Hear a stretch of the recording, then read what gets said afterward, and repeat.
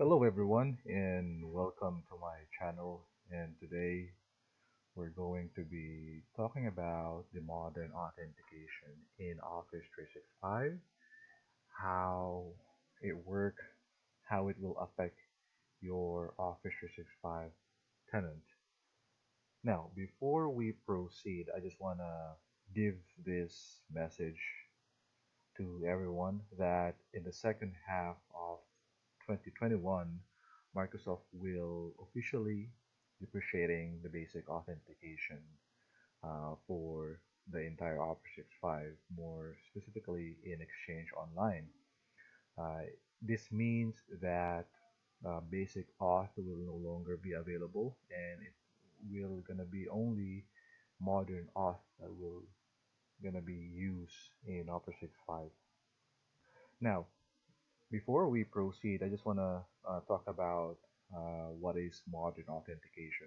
I know some of you already know what modern authentication is. Now, in a nutshell, it uses a token provided by an identity provider, for example, Microsoft, instead of the actual password, right? And it leverages the Active Directory Authentication Library, or ADEL-based sign-in in Office 365 clients apps.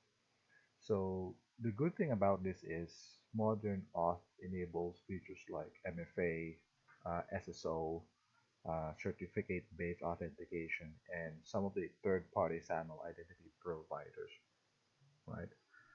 Modern auth uses the OAuth 2.0 token-based authentication, and it has many benefits, and that it also helps overcome the issues present in the basic auth, right? So OAuth token have limited usable lifetime and are specific to the applications they are issued for. So in that way, they can't be reused. Now, Exchange Online modern authentication ensures a more secure and reliable way than basic authentication.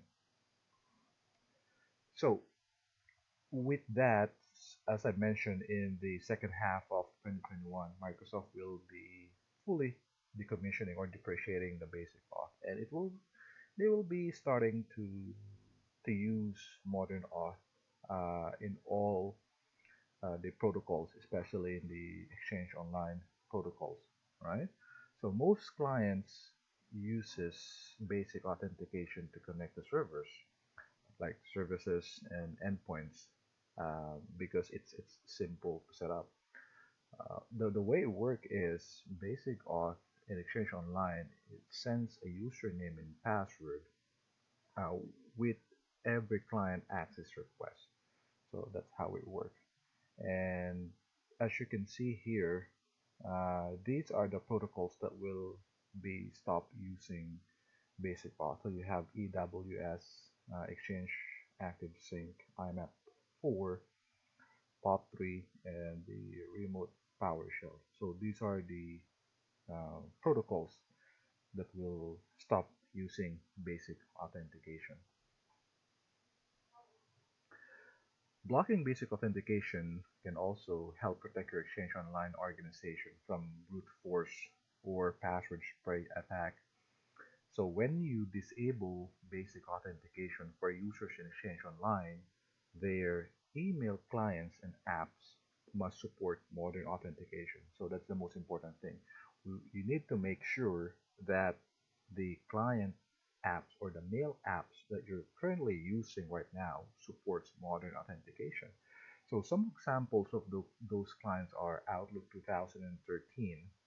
For Outlook 2013, you need to um, require some further configuration in the registry key. But for Outlook 2016, Outlook iOS for Android, and Mail for iOS 11.3.1 or later, and Outlook 2016 for Mac and for PC. They all use modern authentication. Well, the issue regarding basic auth is If the connection is not secured through TLS, the password could be intercepted. And if MFA is not set up, there are no additional safeguards preventing people who now have the credentials from accessing the account, right? So these are the things that we need to consider. And just a piece of reminder, if your organization has no legacy email clients, you can use authentication policies in Exchange Online, which I'll show you later to disable basic authentication. Now, for organizations, what are the things that we need to consider when preparing in terms of enabling modern auth or disabling basic authentication? So, number one is you can start updating the client's application your users are using to the version that supports OAuth 2.0. In other words, you need to make sure that the mail client that you're using at the moment supports or will support OAuth 2.0. Next is if you have written your own code using the basic protocol or basic authentication, you need to update your code and make sure that it uses the OAuth 2.0. And if you're using a third-party applications, either you need to reach out to a third-party app developer to have them update the application and make sure it supports OAuth 2.0, or you can switch to an application that supports OAuth 2.0. Now, for those users who are using remote PowerShell to connect to Exchange Online, we have a instructions. You can use the Exchange Online PowerShell version 2 module, which supports a modern auth. And for Outlook mobile clients, if you're using your phone, uh, make sure that you use Outlook mobile clients to connect to Exchange Online because Outlook mobile supports out of the bat supports modern auth. And if you're asking like will Microsoft supports the OAuth for IMAP and POP, the answer is yes. It's still in the development phase.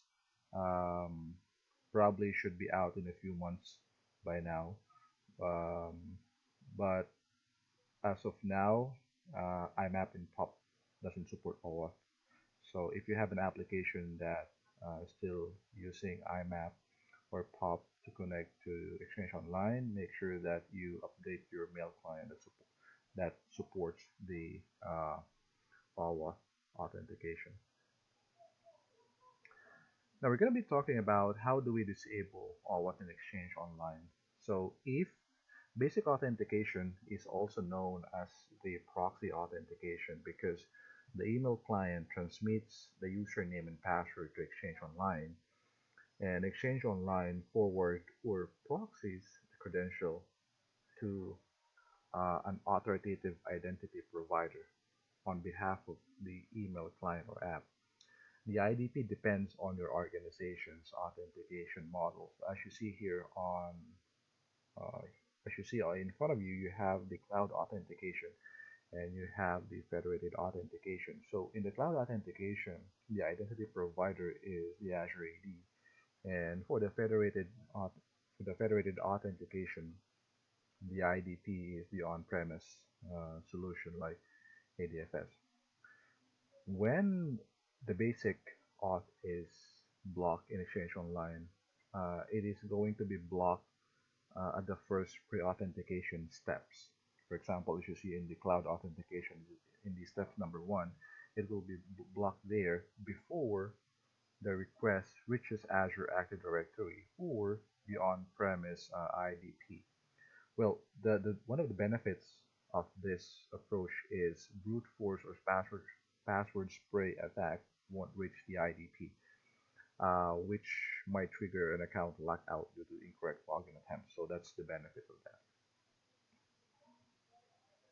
Now, how do we enable um, or disable modern authentication for Outlook and Exchange Online? Now we're talking about Outlook and Exchange Online.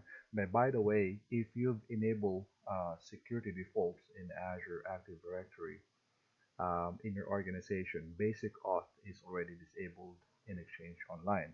So just enabling the security default will automatically disable the basic authentication, and that means that you're going to be only using modern authentication. Now, when you enable modern authentication in Exchange Online, um, the Windows-based Outlook client, okay, we're talking about the Windows-based Outlook client that supports modern authentication, for example, Outlook 2013 or later, will use the modern auth to connect to Exchange Online mailboxes. Now, in a separate scenario, when you disable modern authentication in Exchange Online, those Windows-based Outlook client will have to try to use the basic auth, right? Which is what we're trying to avoid. If you have a legacy apps such as Outlook 2010 or Mac or Office for Mac 2011, these apps do not support modern authentication and can only be used with basic authentication, right? So for Office 365 services, the default for modern authentications are it's already turned on for Exchange Online by default, turned on for Skype for Business, and turned on for SharePoint Online by default, right? And for those tenants that are created before August 1st, 2017, modern authentication is turned off. So you have to manually turn on the modern auth if your tenant uh, was created before August 1st, 2017. But for the new tenants that are created recently, modern authentication for Exchange Online is already enabled, so you don't have to do anything about that. What you can do is make sure that you disable the basic authentication protocols, right? You have to block the basic authentication protocols so that your clients will be forced to use the modern authentication. So later I'll show you how we block the protocols or create an authentication policy to block those protocols like ActiveSync, AutoDiscover, IMAP, POP3, SMTP, and such. So I'll also show you a demo where you can see how to make sure that your tenant, or how do you ensure that your tenant uh, are enabled for modern authentication. Hi, and now we're going to go with a demo and show you how to identify whether the modern auth is enabled in your tenant. So we have two ways of doing that. So first one is via the Office 365 Admin Center. As you can see right now, I have my admin center open. So I'll show you how to enable or disable basic or no, modern authentication. So the first thing that you need to do is you log in using your global admin, and under the settings you go here and you go in org settings, and under the services tab you scroll down and look for the modern authentication. So you click that and it will pop up a small windows on the right side, and it'll ask you to check whether you want to turn on the modern authentication for Outlook 2013 for Windows and later. So this means that modern authentication is already enabled in your tenant. So if you want to disable this, um, you can just uncheck that and then click on save, right? And if you come in here and you see it like this, it means that basic authentication is enabled. Um, so what you need to do is to enable modern authentication. All you have to do is check this one. And from here, as you can see, you have some of the protocols So you can uncheck some of these protocols if you don't want these protocols to use basic authentication, or if you identify that you don't need to use basic uh, authentication for these protocols, so you can directly uncheck them here one by one. So this is the first way of enabling the modern authentication. So the second way is via the PowerShell command. And let me just drag the PowerShell ISE here. So the way you do that is, of course, you have to sign in to Exchange Online. So I've already done that. As you can see, I have all my script ready here. So what I'm going to do right now is I'm going to use this um, command right here. It will show me whether the um, modern auth is enabled in my Exchange Online. So if you see that the OAuth 2 client profile enabled is equals to true, that means that you're already enabled the modern authentication. So the it's the same as going to mod this section right here in the admin center. So if you go here and disable this, and if you run this script, then the script will shows false. But now it's turned on, so the script are showing uh, true right here, right? Now, if if it's false, you can run a script, uh, this one. So all you need to do is set the our to client profile enabled to true, and it will enable your Exchange Online modern authentication for Outlook. So those Outlook client will now connect to Exchange Online using the modern authentication. So that's how you uh, enable modern authentication for Exchange Online, or for those clients, Outlook clients. Now, the next topic is, or the next thing that you need to understand is how you're going to disable basic auth in your organization, right? So you have to understand the difference between protocols and services and authentication, right? So protocols or services are different than authentication, and some people get that confused.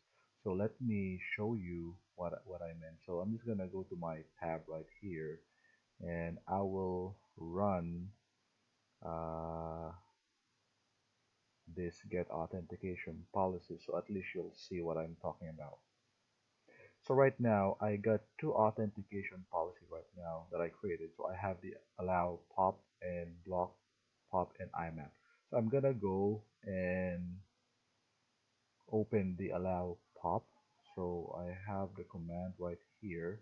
So I apologize because I've already pre-configured everything, so I don't have to go through the typing during this video.